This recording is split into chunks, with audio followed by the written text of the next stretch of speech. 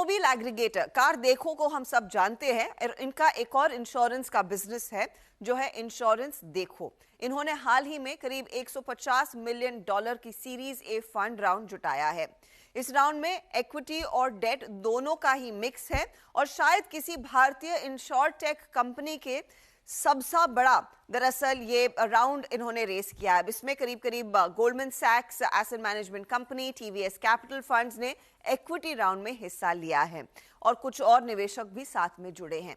अब इस फंडिंग के बाद इस रकम का इस्तेमाल कैसे करेंगे, इंश्योरेंस टेक में इस समय किस तरह के मौके हैं, बिजनेस कैसे बढ़ रहा है और यहाँ से आगे कंपनी के क्या प्लान्स है, इसी पर बात करने के लिए मेरे साथ आज जुड़ रहे हैं कंपनी के को फाउंडर अंकित अग्रवाल। अंकित, कांग्रेचुलेशंस, 150 मिलियन डॉलर्स का सीरीज ए और मेरे ख्याल में अब तक की इंश्योरेंस टेक्नोलॉजी कंपनियों का सबसे बड़ा राउंड होगा।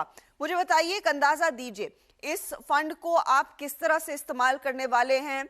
क्या ऑर्गेनिक ग्रोथ पर ज्यादा फोकस है या फिर कुछ इनऑर्गेनिक अपॉर्चुनिटीज भी आपने आइडेंटिफाई की हैं? पहले तो आपका शुक्रिया, आपने मुझे शो पे इनवाइट किया। आपके सारे देखने वालों को मेरी तरफ से नमस्ते। इन पैसों का जो हमारे पास आया है, इनका उपयोग हम 3 या 4 पार्ट्स में ब्रेक करते हैं। एक हमारा कोर फोकस है भारत देश में कैसे हम इंश्योरेंस का पेनिट्रेशन बढ़ाएं। हमारा ये मानना है कि there are 2 Indias within India. एक है जो दिल्ली, मुंबई, बैंगलोर में रहता है और एक दूसरा भारत जो हमारे गांव में रहता है। वहाँ पे इंश्योरेंस का पेनिट्रेशन बहुत ही कम है। वहाँ लोगों को इंश्योरेंस की समझ नहीं है, इंश्योरेंस पे विश्वास नहीं है। हम रियल भारत में जाना चाहते हैं। भारत में 6 लाख गांव है। हम कैसे अगले 2 साल में 3 लाख गांवों को कवर कर सके, ये हमारा एक कोर फोकस एरिया है। दूसरा हमारा ये मानना है कि जो आने वाला दशक है, उस दशक में टेक्नोलॉजी में बहुत विकास होगा और टेक्नोलॉजी के जरिए आप डिस्ट्रीब्यूशन को बहुत तेजी से बढ़ा सकते हैं। तो हम टेक्नोलॉजी पे बहुत इन्वेस्ट करेंगे। तीसरा, कुछ मर्जर और एक्विजिशन की अपॉर्चुनिटी है हमारे पास। तो अगले आप कुछ महीनों में सुनेंगे बाजार में कि हमने कैसे कुछ कंपनियों को अपने साथ जोड़ा है या उन कंपनी को हमने खरीदा है। तो ये 3 कोर एरिया है जिस पे हम फोकस कर रहे हैं इन पैसों के द्वारा। क्या आपने कहा कि कुछ एम&ए पर आपकी नजरें रहेंगी, क्या आपने आइडेंटिफाई कर लिए हैं वो एसेट्स और लार्जली इस बिजनेस को अब स्केल करने के लिए किन एरियाज में आपको इन एक्विजिशंस के जरिए और पकड़ मिलेगी? कुछ एसेट्स हमने आइडेंटिफाई कर लिए मैम, और कुछ एसेट्स को हम आइडेंटिफाई कर रहे हैं अभी। We are in the process of talking to investment bankers to find out more assets. हमारा ये मानना है कि कोई भी एक्विजिशन आप करते हो तो या तो आपको एक नए ज्योग्राफी में आप जा सको, एक नए इलाके में आप जा सको, या आपको कोई ऐसा स्किल सेट मिले जो आपको बनाने में बहुत समय मिलेगा। तो इन 2 एरियाज में हम एक्विजिशन देख रहे हैं और हमने जो भी एसेट आइडेंटिफाई किया है या जो भी कंपनी आइडेंटिफाई की है वो इन्हीं स्पेसेस में। आपने मेरे पहले सवाल के जवाब में कहा था कि प्राइमरीली आप भारत को दो भागों में देखते हैं, एक इंडिया और भारत, और आपका मकसद यही है कि भारत का हर कोई शख्स इंश्योर्ड रहे, उनको ये कवरेज मिले। ये मुझे बताइए, जब से आप लोगों की शुरुआत हुई है तब से लेकर अब तक आपकी ट्रैक रिकॉर्ड में कितना पेनिट्रेशन मेट्रोज के बियॉन्ड एक्चुअली देखने को मिला है? आपने बहुत ही बढ़िया सवाल पूछा है। थैंक यू मेरी तरफ से सवाल पूछने के लिए। हमारे 80% जो कमीशन आता है या जो प्रीमियम आता है हमारा, वो बियॉन्ड टीयर 2 सिटीज से आता है। तो 80% of our consumer base is beyond tier 2 cities. हमारे पास आज के दिन 80,000 पार्टनर है, जिसमें about 85% of our partner, between 80 to 85% of our partners are beyond tier 2 cities, that is from real Bharat. हमारे जो 22% पार्टनर्स हैं वो महिलाएं हैं। तो हमने सिर्फ और सिर्फ भारत के अंदर हम नहीं गए, बट हमने महिलाओं को भी वो अपॉर्चुनिटी दी कि हमारे प्लेटफॉर्म से जुड़े और हमारे प्लेटफॉर्म के जरिए वो अपनी आमदनी को बढ़ा सके। और एक्चुअल ग्रोथ कहाँ से देखने को मिल रही है? क्या ये आपकी वो महिला क्लाइंट्स है जहां से ग्रोथ देखने को मिल रही है, या फिर जो आपने कहा टियर 2 में ज्यादा पिकअप देखने को मिला है? Where are you really earning money from? So we are earning money from both the places. हम दोनों जगह से पैसे कमा रहे हैं और दोनों जगह से हम बीमा कर रहे हैं। बट हमारा ये मानना है कि किसी भी ऑर्गेनाइजेशन का focus should not be only profit making. तो जब हम इंश्योरेंस देखो के बारे में बात करते हैं तो हमको ये लगता है कि हमें एक मौका मिला है कि हम कैसे कई लाखों लोगों की जिंदगी में एक अंतर ला सके, और अगर उस अंतर को हम अच्छे तरीके से लेके आएंगे तो हमारा बिजनेस ऑटोमेटिकली बढ़ेगा, वो उसका बाई प्रोडक्ट होगा।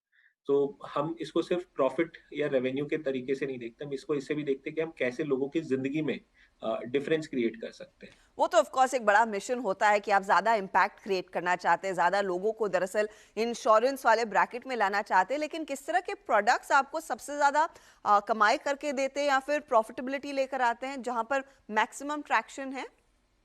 सो हमने जब स्टार्ट किया था तो हमारा फोकस मोटर पे था, हम्म। क्योंकि वो एक मैंडेटरी प्रोडक्ट है, पेनिट्रेशन आसानी से हो जाता है, लोगों को भी आसानी से प्रोडक्ट बेचना और खरीदना आता है।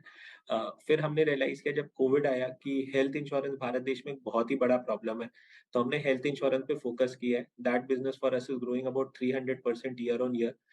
We also started life insurance. Life insurance मुझे लगता है कि एक बहुत ही इंपॉर्टेंट प्रोडक्ट है जो हमको भारत देश में बेचना चाहिए, और लाइफ में खासकर टर्म इंश्योरेंस, तो उस पे हम बहुत स्ट्रांगली फोकस कर रहे हैं। लास्टली मेरा मानना है कि भारत का जो लघु उद्योग है, हम्म। जो हमारे एसएमईज है, जो हमारे देश का बैकबोन है, इनको इंश्योरेंस नहीं मिल पाता, क्योंकि इनको इंश्योरेंस खरीदना बहुत ही टायरसम लगता है या बहुत ही मुश्किल लगता है। जी। तो इस प्रॉब्लम को भी हम सॉल्व कर रहे हैं। तो SME insurance is a new vertical which we started off and hmm. Which we are focusing on very very strongly. अच्छा, insurance as a space of course, क्योंकि यहाँ पर एक बड़ी पहुंच बनाने की बड़ी अपॉर्चुनिटी है, इसीलिए आप शायद इस बिजनेस में उतरे।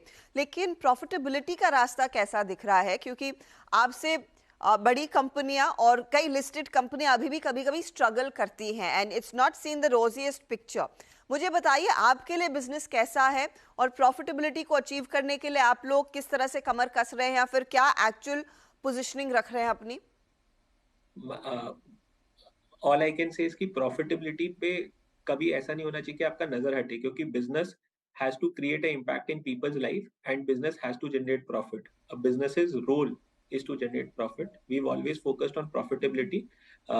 This quarter we should break even, and on a next full year financial basis also we will break even. तो हम बहुत ही क्लियर हैं कि हमको एक अच्छा बिजनेस बनाना है, जो कई कई 100 सालों तक रहे और वो बिजनेस प्रॉफिटेबली रन हो। ये दो चीजों पे हमारा कोर फोकस है। हम एक इंश्योरेंस कंपनी को एनालाइज करते हैं, हम एनुअल प्रीमियम अर्न देखते हैं, वैल्यू ऑफ न्यू बिजनेस देखते हैं।